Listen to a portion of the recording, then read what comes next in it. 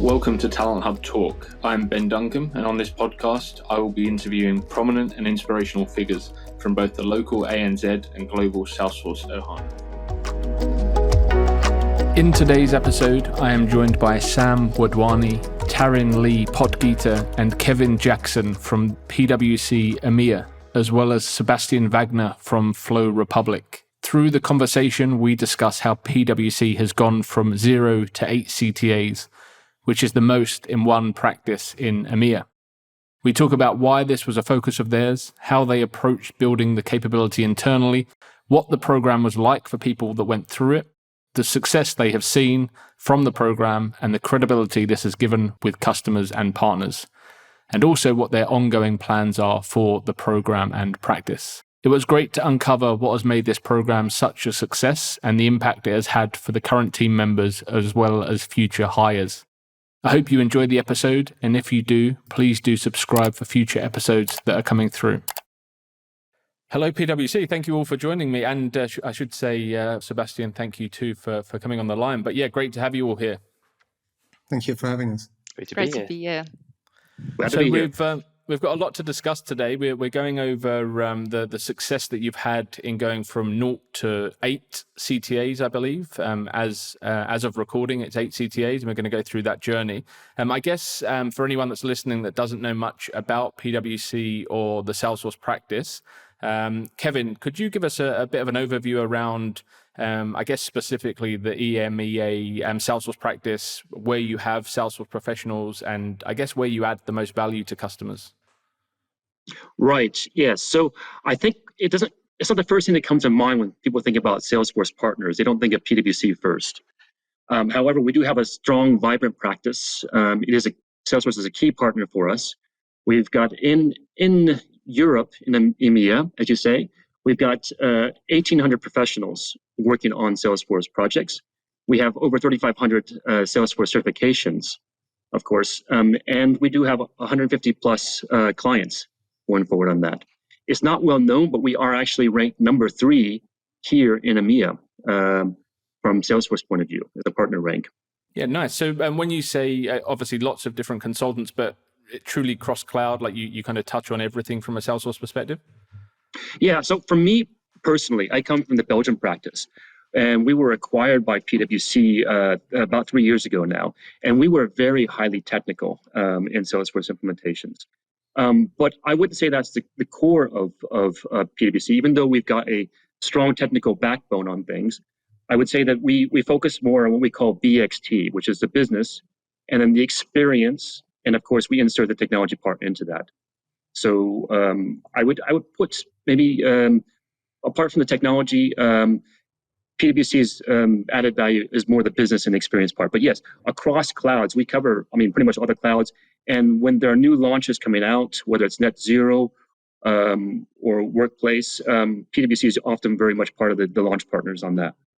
Yeah, nice. So we're exploring the journey you've gone through to build out your internal capability with certified technical architects.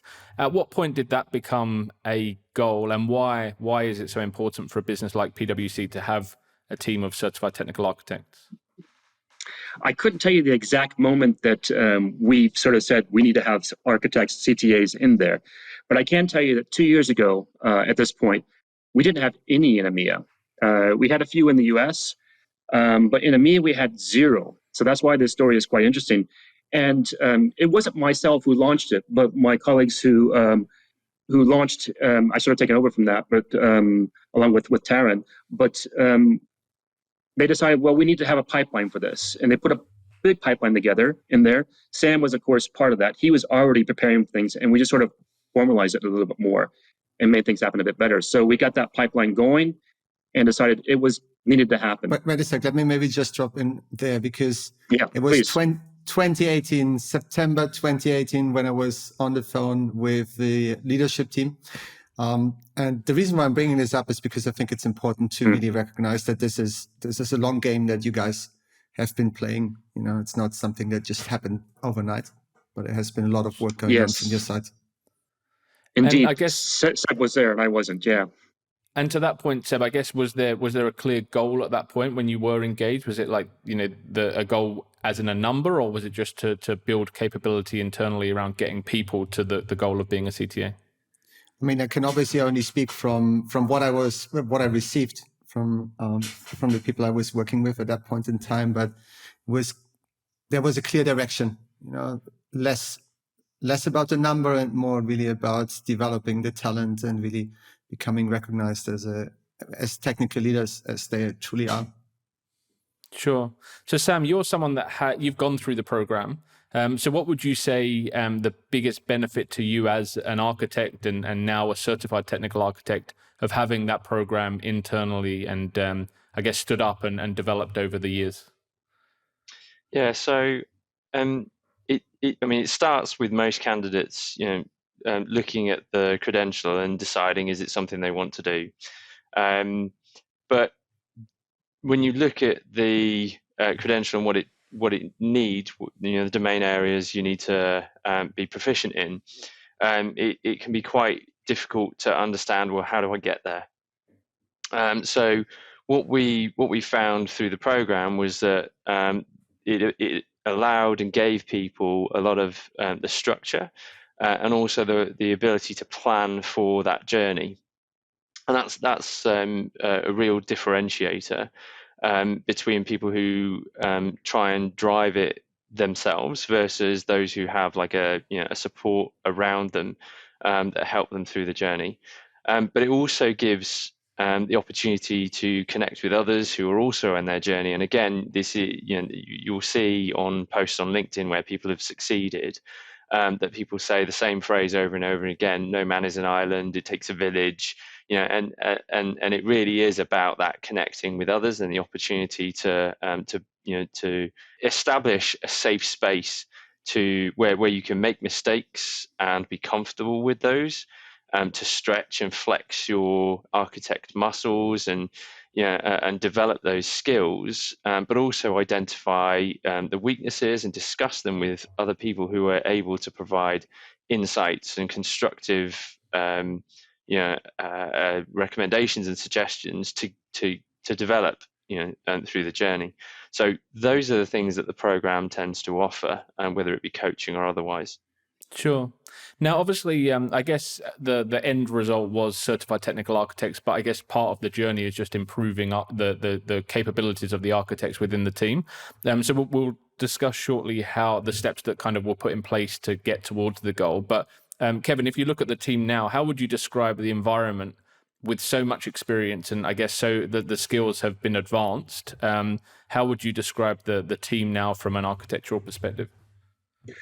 So let me turn along a little bit there, because we been focused right now on getting the CTAs in board right now. We're now at a transit point where we're going to say, okay, we've got these CTAs on board here. We want to bring more on, obviously, but we want to go further with the CTAs as well, to really enhance PwC as a company, as a Salesforce partner fully.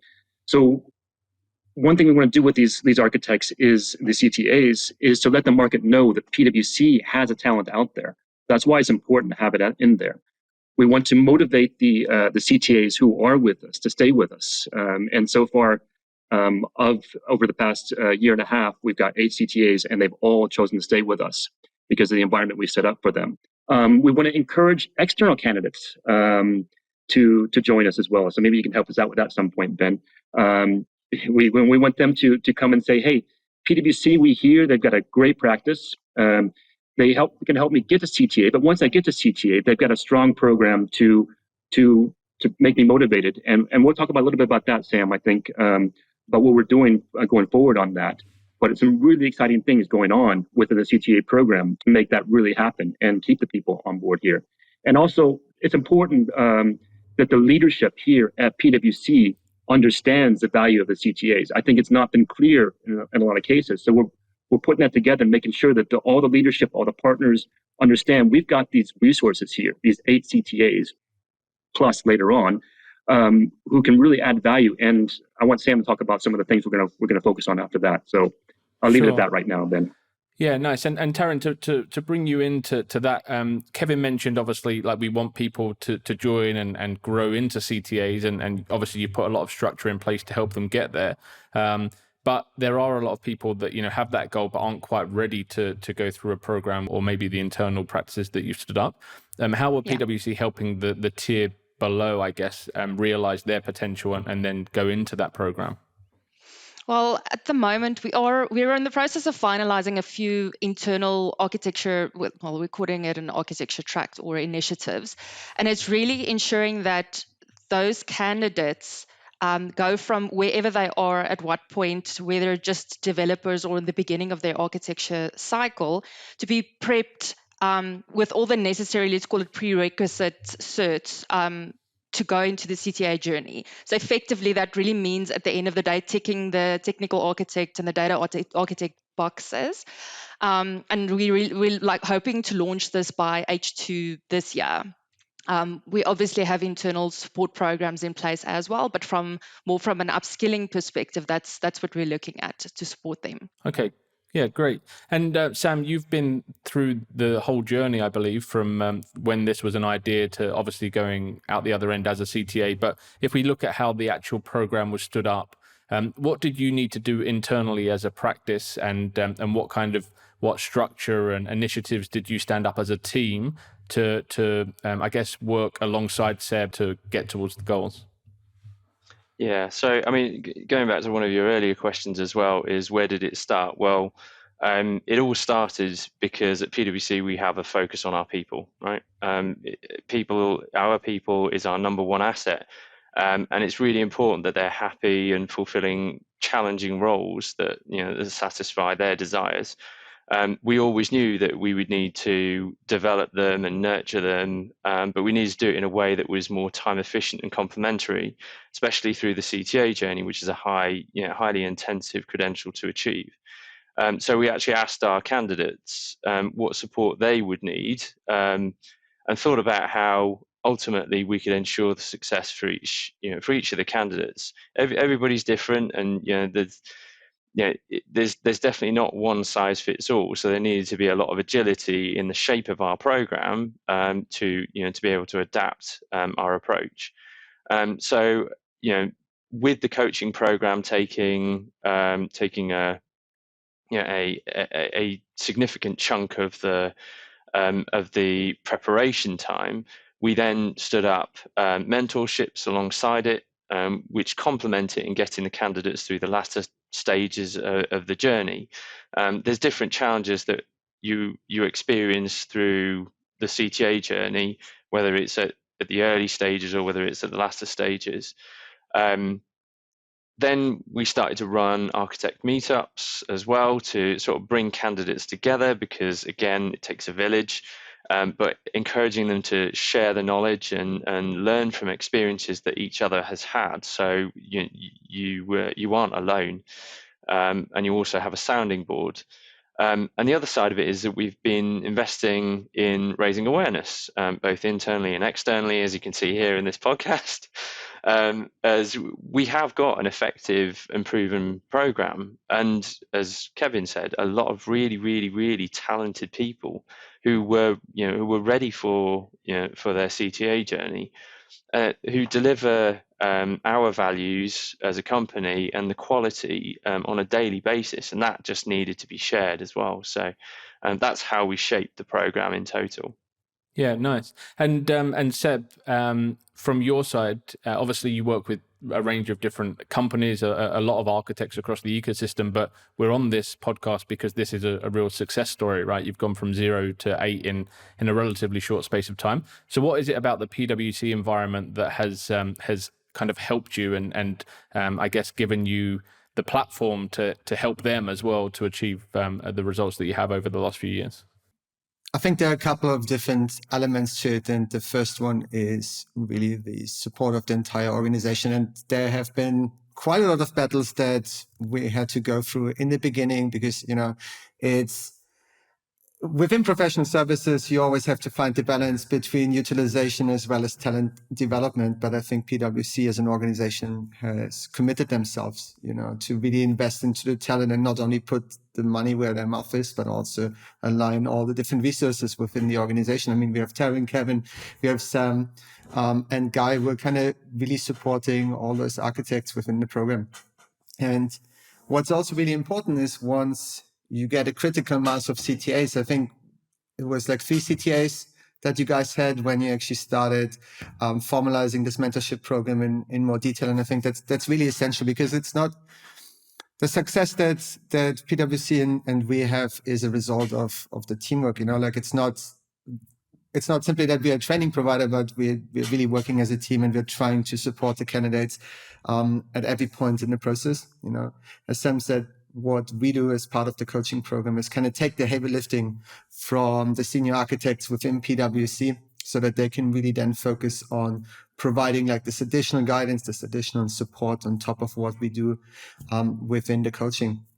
And I think also having those regular architect meetups within the organization is really important, because it gives people the opportunity to collaborate within the organization, but working within the same company and simply having the opportunity to open up Microsoft Teams or Slack or whatever tool it is, and just reaching out to colleagues, syncing up the calendar, find some time is really invaluable, I was going to say, how does that feedback loop work in terms of like if you have someone going through your program and let's say there's a gap in their skill set, do you then collaborate with the existing CTAs internally at PwC to help plug that gap, or can you give that feedback to PwC that person might then get put on a program of work where they'll kind of gain further exposure in that area? Okay, so there are 3 different feedback channels that we're utilizing. So first of all, there's the direct feedback channel towards the participant. It's like, hey, those are the gaps that you have. This is what I need you to work on. Go to your project manager, engagement lead, whoever it is who can actually help you bridging those gaps through practical experience. The guys and me, so PwC, from an operational point of view, and the people running the program, we have a regular call every Monday.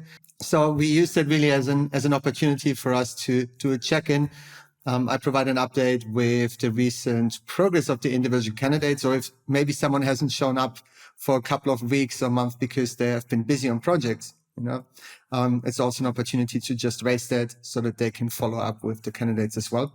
And for individuals that are kind of further down the program and are closer to the board, they normally have a dedicated mentor within PwC. And what I do is then very often I try to invite them to the later one-to-one sessions, subject to their availability. They're able to join, or they get like specific pointers from me. It's like, hey, we had some challenges in the QA. Can you please spend some time with your mentee on doing challenging QA, really helping them to manage the pressure a little bit better and kind of overcoming that. So direct channel with the participant, direct channel with the program, and direct channel with the mentor at different stages. And I think that's, again, really a demonstration of how important it is that we are working as a team. It's not simply that we're delivering training and they're kind of doing their internal thing, but it's kind of one unit in that sense. Yeah, and it's interesting because I guess if someone was going through a program on their own without the business support, then they get the feedback, but then it's up to them what they do with it. Whereas in this situation, it's they're being held accountable as well by their mentor internally and by the broader team. And Sam, you mentioned obviously it takes a village. There's a lot that goes into someone getting to the CTA. What do you think is important for companies to know, like other companies out there, around the level of commitment it takes from a business to help someone in that journey? Mm-hmm. Yeah. So there's obviously the individual's commitment, and then there's also the company's commitment as well. From the individual's perspective, everybody's different. We come from different backgrounds. We come from different environments, and we're in different circumstances. So we accept that there's, the company has to accept as well that there's a lot of diversity in our candidates, and each candidate's going to need a different level of support. I myself went through the journey with a young family who, and that had its own challenges. Other people who haven't yet started a family or have other commitments, wider family or travel commitments, whatever it is, that'd be volunteering. They still have to deal with those pressures as well as the project work that they do in their day-to-day working life.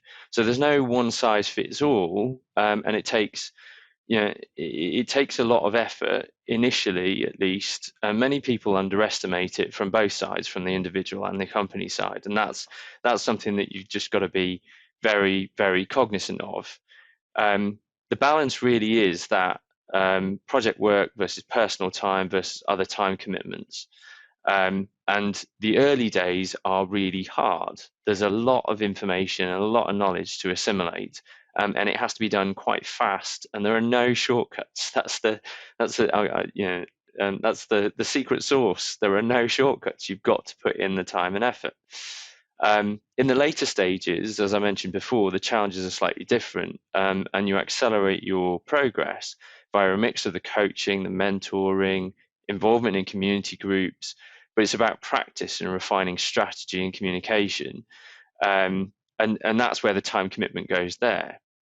Now, where it crosses over into the company side of things, at least in my opinion, is having a realistic assessment of where you are and what you need in order to be successful.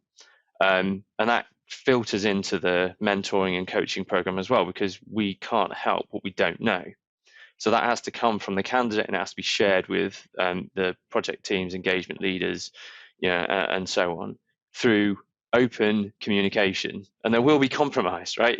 You can't just have this utopia of saying, right, I'm not going to do any, project work. I'm going to focus on this, unless you leave your job or whatever. Some people do that, but in other ways, even in your personal life, there will be compromise, and you've got to be prepared to negotiate, right? And also find a balance. And that is one of the areas that is non-technical, that is more on the softer skills side of things, that I'm personally quite passionate about, because if you don't hit that balance, you will find it really, really difficult to, throughout the journey. Taryn and Kevin also touched on, and Seb actually touched on, the awareness by the company and its leaders, the awareness of what the CTA credential is, what value it brings, why it's important. That needs to be understood, and it needs to be appreciated. Otherwise, it's very difficult to support it. We're at PwC, we're very lucky to have really open-minded and progressive leaders who do actually take the time to listen to their people and work with them to sort of forge a plan of how can we achieve this, how can we put the steps in place and balance, achieve that balance that benefits both the company and the candidate. And clearly, as you can see, that has paid off. So I would definitely say that's what is needed from both individual and company. And Kevin, that leads me nicely into this point, because obviously you've talked about how important it is for the business to understand the value. But what I think now having 8 in the region is the most in EMEA from a partner perspective. Correct me if I'm wrong, but that's my understanding. So what extra credibility has that given you now as a business to your partners and customers? I think it helps. As Sam was saying, we need to educate people sometimes about the value of the CTA. But once we're able to do that, I think a lot of companies out there are starting to realize it's important to have an architect on your project, and even better, a CTA, a certified architect on there.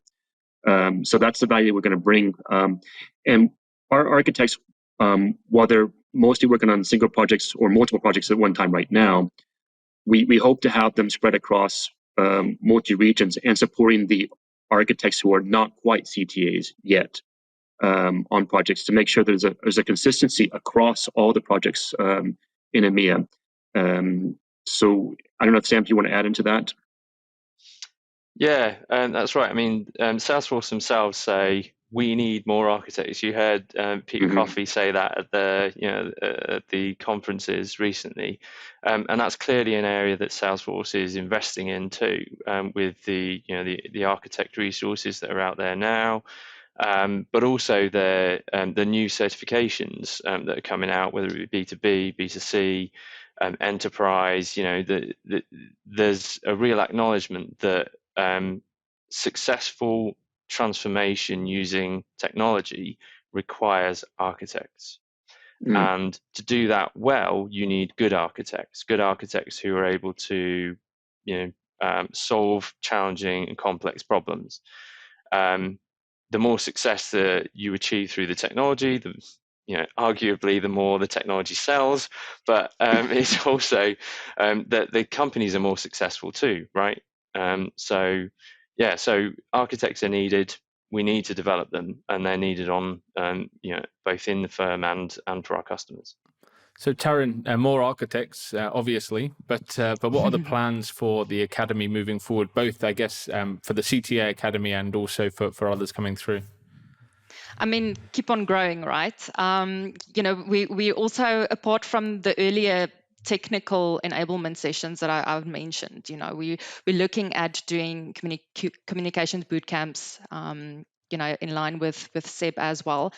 And just, from a diversity perspective, we also have a few ladies fairly advanced in the pipeline at the moment, and trying to especially recruit more of those.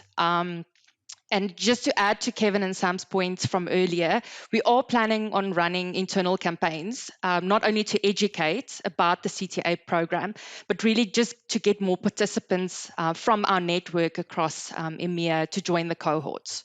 So, yeah. So busy years ahead and busy continued partnership with Seb. So obviously huge success so far, but I'm sure it's going to continue. And Kevin, outside of what Taryn mentioned around kind of future goals, is there any other things that you would highlight that you're looking to achieve over the coming years?